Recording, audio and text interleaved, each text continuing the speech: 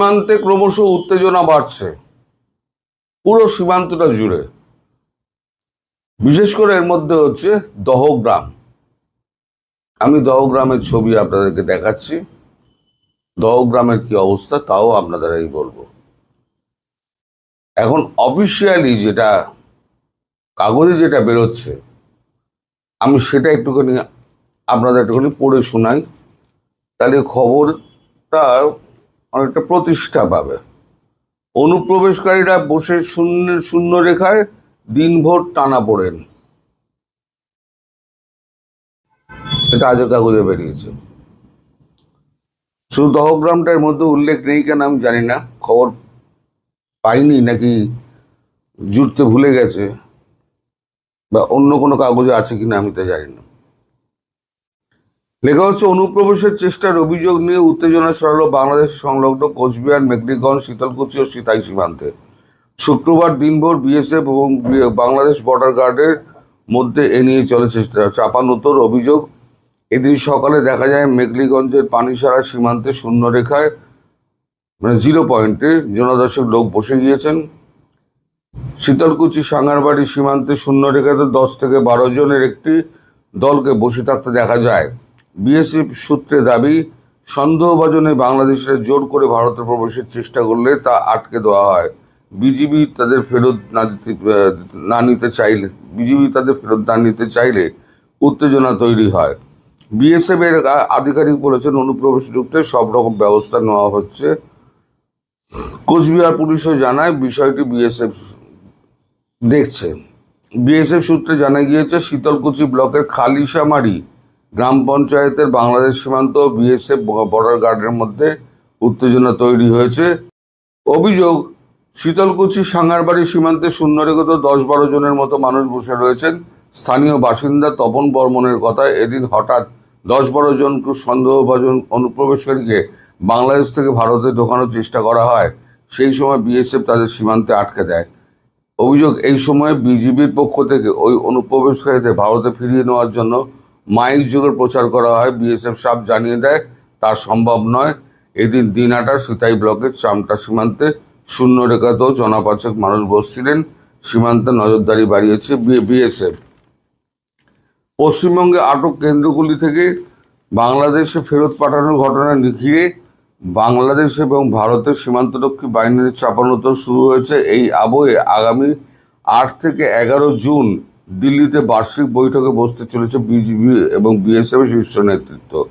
সূত্রের মতে, রুটিন বিষয়ক ছাড়াও বৈঠকের অন্যতম আলোচনার বিষয় এদেশে ধৃত অবৈধভাবে বসবাসকারী বাংলাদেশিদের পুশব্যাক বা তাদের যাতে বিজিবি ফিরিয়ে নেয় তা নিশ্চিত করা, সীমান্ত দিয়ে মাদক ও মানব পাচার রোধ, জাল টাকা, অস্ত্র, গরু পাচার ইত্যাদি বিষয়েও আলোচনা হওয়ার কথা। এই যে এখন এই যে মিটিংটা হবে, মিটিংটা হওয়া পর্যন্ত একটু অপেক্ষা করা হবে।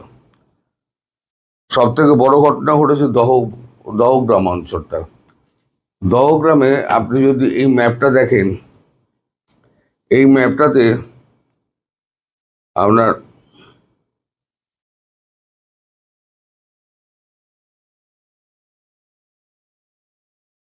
এই লাল যে রেখাটা রয়েছে, লাল অঞ্চলটা ঘিরে রয়েছে, এটা হচ্ছে পুরো ভারতবর্ষের। ছিটমহল যখন আদান প্রদান হয়, এই দহগ্রামটাই বাকি রয়ে গেছিল কোনো একটা রাজনৈতিক কারণে। একটাই ছিটমহল বাকি আছে, সেটা বাংলাদেশের মধ্যে ভারতের রয়েছে। এখানে গোটা 10 বোধহয় গ্রাম রয়েছে, তার মধ্যে হিন্দুর সংখ্যা কম, মুসলিমের সংখ্যা বেশি। তো এই অঞ্চলটা ঢোকার জন্য 3 বিঘা করিডোর বলে একটা জায়গা ভারত ছেড়ে রেখে দিয়েছে বাংলাদেশের বিজিবিকে ঢোকার জন্য এবং বাংলাদেশের অন্যান্য মানুষকে ঢোকার জন্য বিভিন্ন কাজে 3 বিঘা করিডোরকে ছেড়ে রেখে দিয়েছে। এই 3 বিঘা করিডোরে এইখানে কাঁটাতার বেড়া এবং দহগ্রাম, এই লাল অঞ্চলটা দেখছেন, এই লাল অঞ্চলটা সীমান্তে এই কাঁটাতারের বেড়া দেওয়া নিয়ে কাল থেকে প্রচুর গন্ডগোল চলছে। পরশু রাত থেকে চলছে।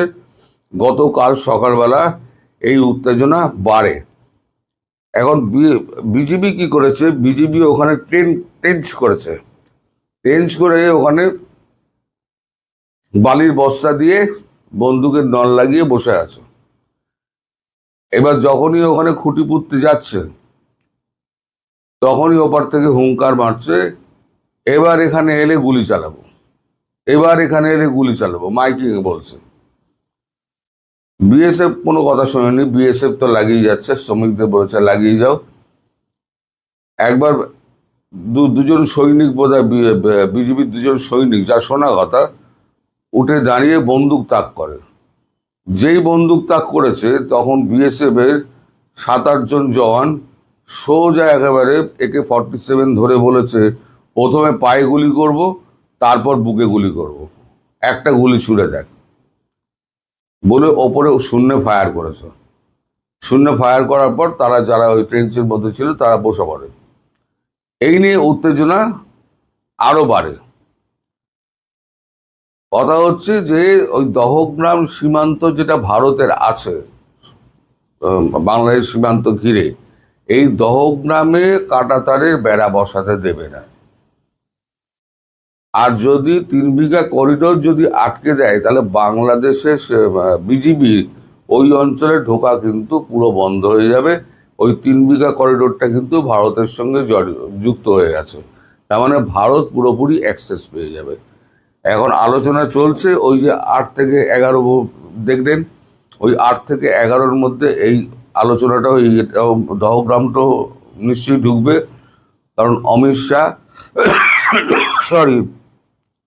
পরিষ্কার বিএসএফ এর ডিজিকে বলে দিয়েছেন, যা করতে হয় করুন, দরকার হলে কড়া ব্যবস্থা নিন। তার মানে গোলাগুলি চললে গোলাগুলি চলবে। আমি মাঝে মাঝে বলি না, যদি একটা স্ফুলিঙ্গ যদি বারুদের স্তূপে পড়ে, আমি বহুবার বলেছি, তাহলে পরে কিন্তু একটা ব্যাপক সংঘর্ষের সৃষ্টি হবে। এখন ভারত চায় না কোনো মতেই গুলি একটা চলুক। গুলি যদি চলে তাহলে জানবেন সেটা কিন্তু বছর খানেক ধরে চলবে, 1 মাস 2 মাস বা 2 দিন হবে না। কারণ ব্যাকআপ দেওয়ার জন্য, বাংলাদেশকে ব্যাকআপ দেওয়ার জন্য আমেরিকা দূর থেকে হলেও টার্কিকে দিয়ে সাহায্য করবে, পাকিস্তানকে দিয়ে সাহায্য করবে। আর ইতিমধ্যে পুতিন ফোন করেছিলেন নরেন্দ্র মোদীকে। পুতিন আশ্বাস দিয়েছেন যে দরকার মতো তিনি যখন ফোন করবেন তখন রাশিয়ান ফ্লিট সমস্ত এগিয়ে যাবে, এগিয়ে গিয়ে আমরা চট্টগ্রাম বন্দর ওরা আটকে দেবে, যাতে পাকিস্তান না ঢুকতে পারে। আর ভারত রওনা হবে সোজা একেবারে করাচির দিকে। তাহলে হলো কি, আস্তে আস্তে আবহাওয়া উত্তপ্ত হচ্ছে। এই উত্তপ্ত আবহাওয়ার মধ্যে যদি কোনোদিনও একটা গোলাগুলি চলে, এই যে বলা হচ্ছে না 10-12 জন 10-12 জন, এই যে 2000-2500 কিলোমিটার জুড়ে, যে 2200 কিলোমিটার জুড়ে যে আমাদের বর্ডারটা রয়েছে, বিভিন্ন গেট খুলে শয়ে নোম্যান্স ল্যান্ডে পাঠিয়ে দেওয়া হচ্ছে। আর বিজিবি প্রবলেমটা হচ্ছে, বিজিবি লোক সংখ্যা কম, 5 কিলোমিটার অন্তর অন্তর পোস্ট আছে। এক পোস্ট থেকে আর এক পোস্টে যেতে গেলে 3-4 জন বিজিবি হাঁটতে হাঁটতে যাচ্ছে, তার পেছনে সঙ্গে নিচ্ছে স্থানীয় লোকেদের, 4-6 জন লোকে কাঁধে পতাকা তুলে নিয়ে বিজিবি পেছনে পেছনে হাঁটছে। এই হচ্ছে বিজিবির মানে আসল শক্তি। আর বিএসএফ পুরোটা ঘিরে রেখে দিয়েছে। এর মধ্যে একটা মজার তথ্য হচ্ছে, উপেন্দ্র ত্রিবেদী আমাদের সেনাপ্রধান, তার সঙ্গে গতকাল রাজনাথ সিং এর একটা বৈঠক হয়েছে। সেটা বাংলাদেশের ব্যাপারে কিনা আমি বলতে পারবো না। একটা বৈঠক রাতে হয়েছে, সেই বৈঠকে কি নির্যাস আমি জানি না। আর জয়শঙ্কর যে শেখ হাসিনার সঙ্গে দৌড়ে গিয়ে কথা বলে এলেন, সেটাও আমি এখনো পর্যন্ত জানতে পারিনি। ফলে সেই ব্যাপারে আমি কোনো আপনাদের আপডেট দিতে পারবো না। কিন্তু সীমান্তে যে উত্তেজনা চলছে, এই উত্তেজনা যদি বহমান হয় এবং তার পারদ যদি চড়ে, তাহলে যে কোনো সময় কিন্তু গুলি চলতে পারে।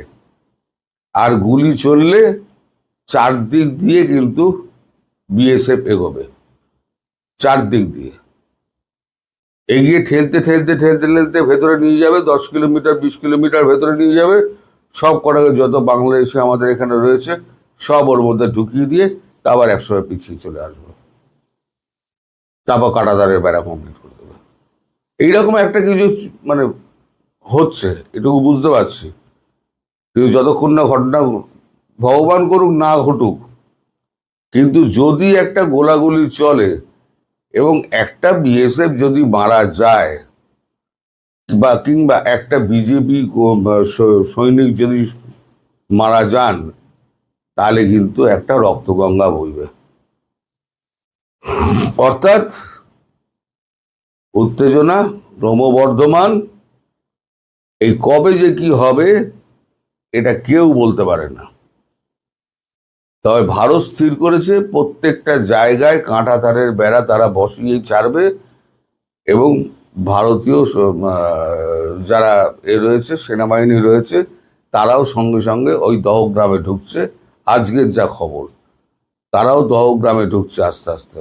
তার মানে সেনাবাহিনী অলরেডি এন্ট্রি নিতে শুরু করেছে। এই দহগ্রামে যদি সেনাবাহিনী ঢোকে, মানে বিএসএফ এর কথা, বিএসএফ তো আছেই, সেনাবাহিনী যদি দহগ্রামে ঢোকে, তাহলে বাকি অঞ্চলে সেনাবাহিনী মোতায়েন হবে না, তার কোনো গ্যারান্টি আছে? কোনো গ্যারান্টি নেই। আর যদি সেনাবাহিনী যদি সমস্ত অঞ্চলে ঢুকে যায়, তাহলে বিএসএফ এর জায়গা থাকবে, সেনাবাহিনী ঢুকে যাবে। দুটোর একটা কিছু হবে, আর যেটা হবে সেটা খুব ভালো হবে না, এটুকু আমি বলতে পারি। সবাই ভালো থাকবেন, সুস্থ থাকবেন, সাবধানে থাকবেন। নমস্কার।